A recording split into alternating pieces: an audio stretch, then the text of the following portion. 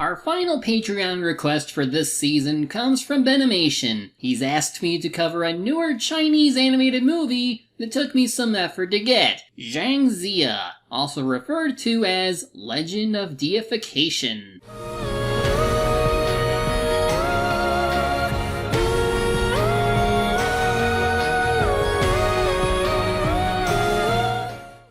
Legend of Deification is a follow-up to a Chinese animated film named Ziya, both of which are produced and distributed by Beijing Enlight Pictures. They take inspiration from the Investiture of the Gods, a 16th century novel about the fall of the Shang dynasty and the rise of the Zhou dynasty, with mythological characters mixed in with historical figures. Ziya ended up grossing around $700 million US, which blew away the previous record set by a Chinese animated film. It's meant to be a starting point for a larger cinematic universe, so let's see if Ziya can be a worthy second act. We open with a narration about Emperor Zhou. He's being manipulated by Ninetail, a demon fox disguised as his consort. Chaos ensues, so the heavens decide to step in and restore the peace.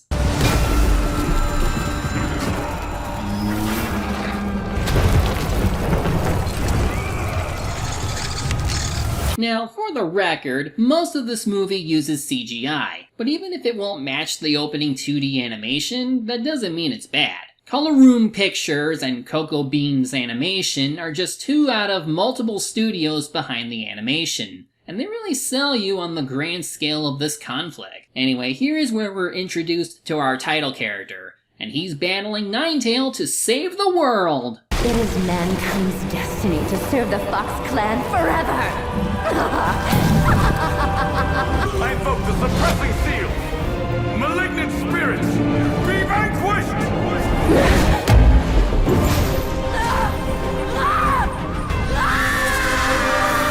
And thus, the Fox clan was no more. At least in China. Because somewhere in Japan, another would be born. We fast forward 10 years later to an icy land called Beihai, or literally North Sea, and it's designed for those who defied the deity, after mankind was allowed to ascend to godhood. It's here where we're reintroduced to Ziya, who's been sitting still and fishing for who knows how long. So what happened? Well, according to one of these spirit kids or whatever, Jiang was supposed to ascend to godhood for his role in defeating Ninetail, and was also given the honor of executing said Ninetail. But she shows this to him. What right does your master have to presume the will of heaven? You saved mankind from your evil doing. Very well.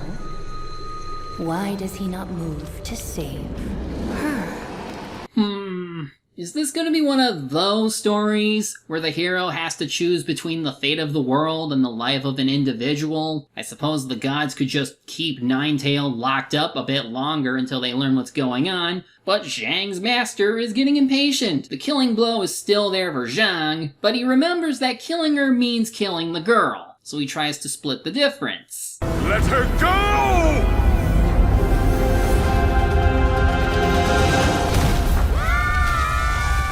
And that's why he's here, because he let an evil spirit escape, and the gods are going to keep him here until he can get his act together. The only other company he has is Shan Gangbao, who I guess is a leopard deity, and Sibiu Shang, who might be a Fusu, but I'm not sure. Shen wants Jiang to go home with him, since he thinks that our hero has suffered enough, but Jiang refuses to budge, not even when his friend threatens to destroy his divine staff, which doubles as a fishing rod. It's been 10 years.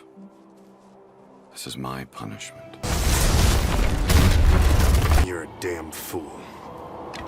Now, Beihai is a place featuring many kinds of mythological creatures, spirits, and I guess immortal humans who put up with their nonsense. Some of them were actually banished here by Jiang before his own sentence, though nobody really seems to resent him all that much since he's here now. He has to suffer with them. Even the shady bartender speaks up for our hero's brooding demeanor. Life squeezes us one way or another.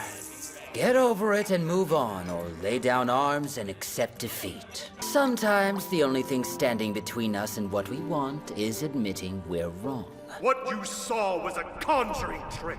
Now, it's still weird to have to use a real person from history for a fictional story like this, because for those who don't know, Jiang Ziya is a figure from ancient Chinese history, like 1200 to 1100 BCE history, so it's hard to know whether he actually fished like we see on screen earlier. The best we can say is that it replicates the descriptions from textual sources. Anyway, we have a new arrival who is getting harassed at the bar by these assholes.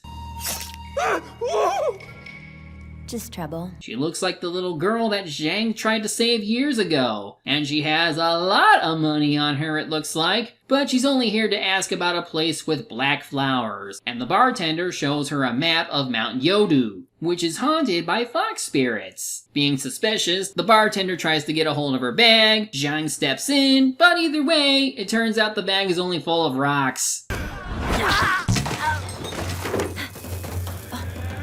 What are you doing?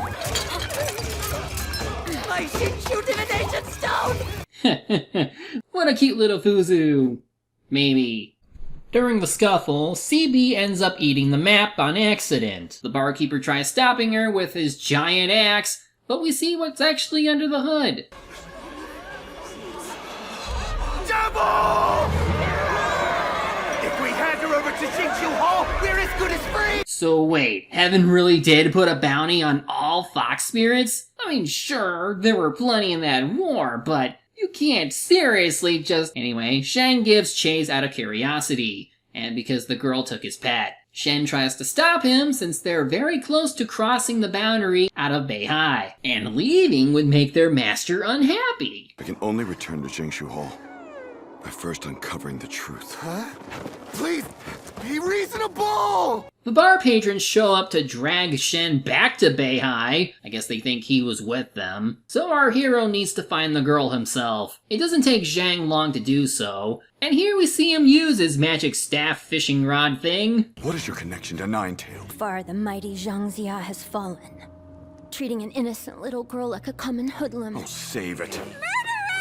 So much for being an immortal. She's then attacked by dark fox spirits, so he tries helping her a bit. I guess even when stripped of most of his powers, Jiang is still a badass when he wants to be. It's here where we learn a little bit about the girl too. She has no memory of who she is or why those spirits are after her, but she does remember the importance of black flowers, and she's heading to Mount Yodu to find her father. Jiang actually wants to take her back to the master to prove that the girl he wanted to save wasn't some illusion, but he chooses to accompany her up the mountain. Thus we get the wonderful dynamic of perky thief girl and serious old guy. It's yours, if you give me a peek at the map.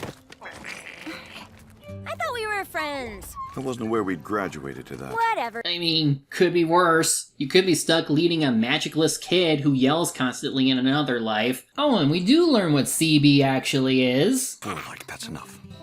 For alike. So this is the legendary creature said to move with such grace? Fearsome, big as the night sky, makes men tremble. How adorable. As they're passing some ruins, Jiang finds a doll and hangs it in its proper place. He tells the girl that doing so is a way for the living to pass on messages to the dead. Elsewhere, we see that Shen has escaped the bar patrons and is now looking for our hero. Either they intentionally let him go so they can track him later, or he really escaped. Speaking of, Shang and the girl are making their way across a desert now. She recalls an experience of someone trying to cut off her ears, but is then interrupted by a beggar needing water. He seems harmless enough, but when she shows her ears, he becomes very hostile. The man's a fox hunter. He only sees me as game. Who came to my rescue when they tried to cut off my ears! I mean, fair enough. And heck, she does prove a point since after stealing the map, the dying man starts turning into... something. Shang tries to purify him, but... The fox is mine, you understand me? You can find your own on Mount Yodu.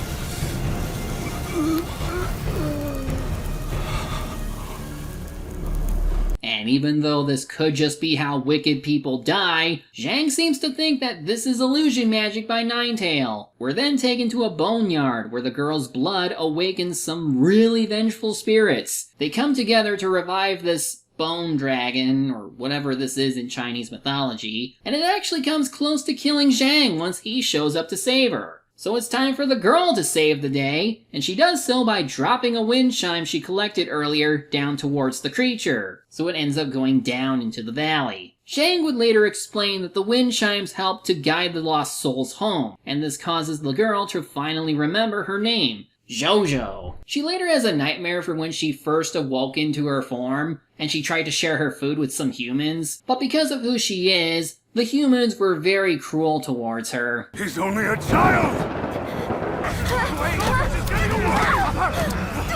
Give him the knife. Let him do it. Cut her ears off!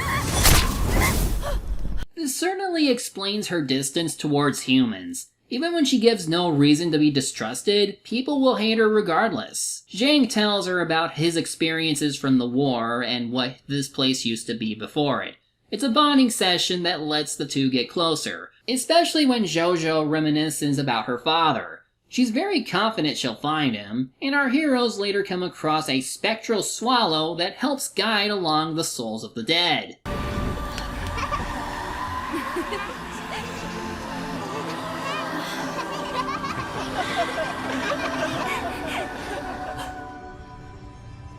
Again, the opening of the movie might have been awesome, but there is some beauty to be had with the CGI in this movie. It's the colors and the textures that lend a magic and mysticism towards the setting and characters, which leads to a visually pleasant film. Anyway, our heroes finally come across some black flowers, which means that they're close to the mountain they're looking for. But look who's here to greet the two! Can't just leave Beihai. Rules are rules.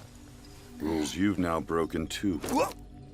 I had no choice. The Fox Devil was making an idiot of you. Wound should have healed. Come on, your powers are dwindling. Damn it, do you want to die out here? I can obviously be wrong about this, but Shen sounds a lot like Chris Nyoisi. I just get a lot of Reagan vibes from that voice. The only confirmable voice actor in the dub right now is Chris Sabat, who voices the title character. You might remember him from My Hero Academia as All Might, and Black Clover as Yami. Speaking of, he doesn't want to go back to Beihai, so Shen suspects Zhou for manipulating his friend. This leads to a fight, CPU Zhang gets hurt in the process, and Jojo gets captured by someone else. But who done it? That which is unbreakable, we call love. Father, is that you? Father? Foolish child, I am not your father. Wait, didn't you burn at the start of the movie? My love, what have you done? Where are you? Guess he became a deity too, and he uses red thread to bind her and... the bar patrons? I guess they did try to follow Shen, but they got captured and were removed for the rest of the movie. But Zhou recognizes Zhou's leg bracelet, and it reminds him of his consort. I guess that explains Jojo's fox spirit, and it's not just something that she can remove, because if she tries to destroy the lock, we learn that she will die too. Jiang and Shen show up, only on accident because they're still fighting, and seeing the fox spirit try to leave Jojo's body for a moment, since it came out when the Emperor tried to kill her, our hero has this to say. You see it now? I guess all the time spent with her amounted to nothing. Jojo still believes that her father is out there, despite Jiang telling her that no one's waiting for her. But then she gets kidnapped by the other fox spirits. Shen and Jiang go after her, and they find Ninetail holding Zhou hostage. Release her!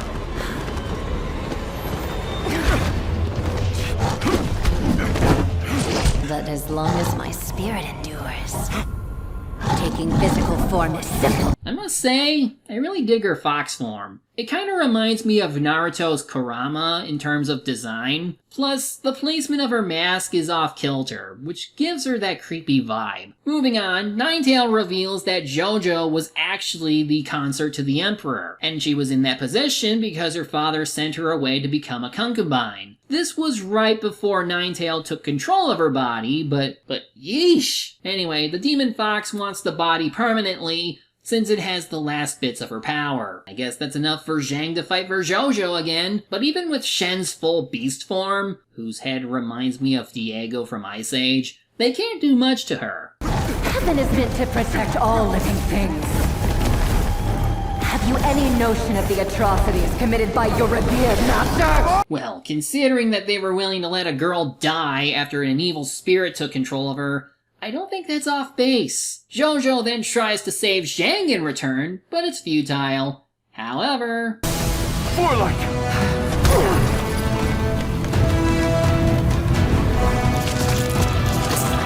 I guess he evolved during the last separation. But despite all that's happened, our heroes managed to escape. Jojo is now really depressed, because not only did she learn why she's like this, but turns out there is no one waiting for her after all. Everyone takes a fall when CP collapses due to injuries and begins to die.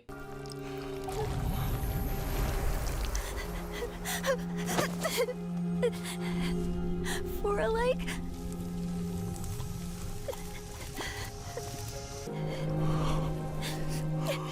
For a lake. This is very sad, but we must continue on for his sake. Ninetales seems to track down our heroes, and also does us a favor in killing off Zhou. Meanwhile, Shen apologizes for doubting Jiang for all these years, and now he wants to help remove this lock of destiny to save Jojo. So he helps Jiang to contact the heavens for help. The deities aren't very understanding. Did you pass in the lock of destiny? Does Ninetales share your blood? Is this the way of heaven? Would you sacrifice a child? I mean, Ziya 2 had a plot where the baddies were willing to kill a small child if it meant saving the world from collapsing into multiple timelines, or something like that. But really, this is where Jiang starts to question the intentions of the gods.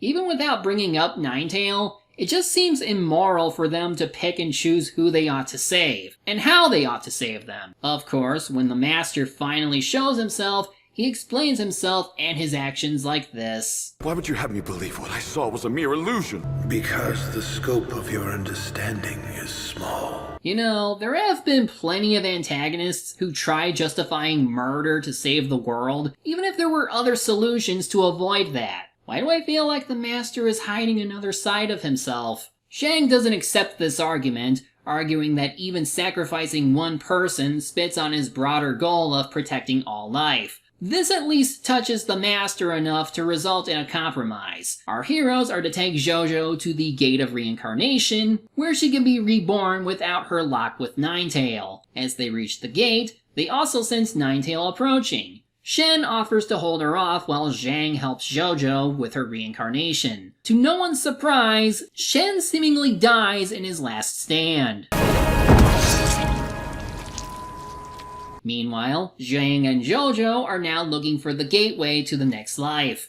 Jojo states her regrets about her existence and what she could have done differently, but our hero reminds her that she will become an ordinary girl in the next life, so she will not have the strife of her current one. After another wonderful visual sequence, they find the gate that they're looking for. She says her goodbyes and goes through the gate. But here comes Ninetale for one last battle. Jiang tries stopping her from breaking into the gate, but this is what she has to say. The world must know. People must see what the revered master has done! Arise, my fox brethren! That cannot be good. Indeed, because all the fallen fox spirits return to make Ninetale into a giant twister of darkness. It's also here where we learn of her backstory. Like Jiang, she and her clan of fox demons were originally planned to be deities too. But to earn that honor, they needed to start a war after binding themselves with mortals. This was supposed to unite the three realms to a common cause, but then the gods had other plans. Little did we know, when all was said and done, the master reneged our bargain. He ordered our genocide. We were thrown into the bottomless pit. Never again to see the light. Never to be reborn. Damn! No wonder she's pissed at the world. At the very least, your Japanese cousins are at least thriving in some form. And heck, Naruto treats his Ninetales right. So, Jiang tries to fight off Ninetale, while the heavens send down the holy guillotine to kill her once and for all. Our hero is unable to reach Jojo in the eye of the storm, and at first he falls into despair. But when he's reminded of her wish to be loved in her next life, he realizes that everyone deserves that kind of chance, leading to...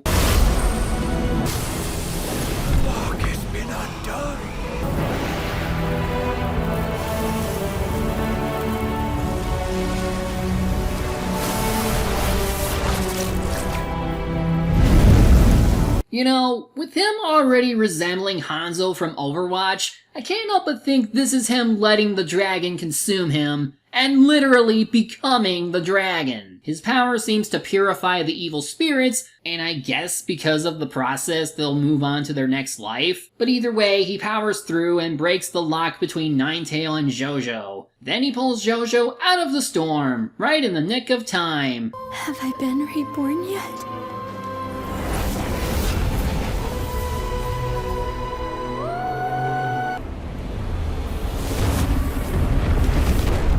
So, does this mean she'll be reborn after this? Anyway, he ascends back to heaven, where the gods come to thank him for killing the fox spirit. He can now become a god, as originally promised, but because the heavens have shown how corrupt it really is, our hero has no interest in joining that company. He decides to forge his own path instead, and let the rest of humanity do the same.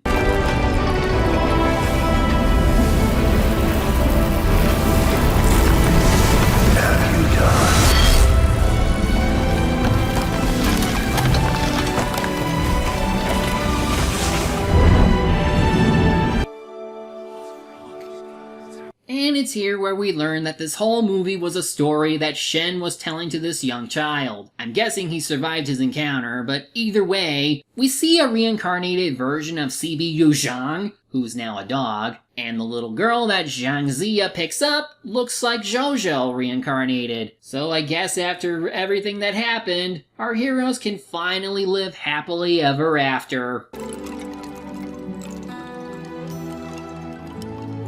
And that's the end of the story, though there are a few stingers and teasers afterwards. First, we're shown some deities who are guarding some kind of god prison. Then we have Jiang hosting a dinner party with some other deities, including Neza, who's a rather mischievous child who makes a mess of everything, and does not clean up after themselves. Doesn't bother me, it doesn't bother me, it bothers me a lot. Then we have characters from both this movie and the previous, teasing the studio's next film, and giving their thanks. All in all, this is a really good movie. Despite using a real person for a fictional story, we still have a compelling story about faith, redemption, and second chances. Jiang started out as a fervent believer in the gods, but he comes to realize the problems that come from his conviction. Not only does it clash with his desire to protect the innocent, but the gods turn out to be outright genocidal for the sake of a greater good. His experience with Jojo shows that he is still a kind and compassionate man,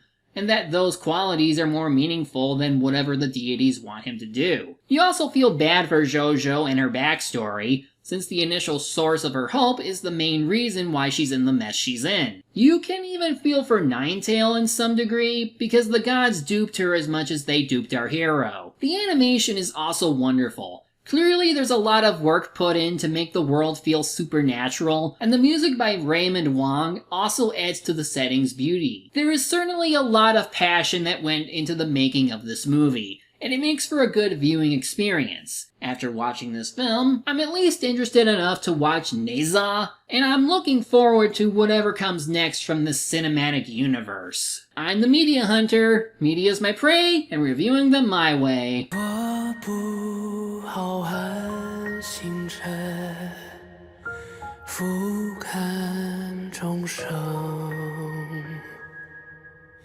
试着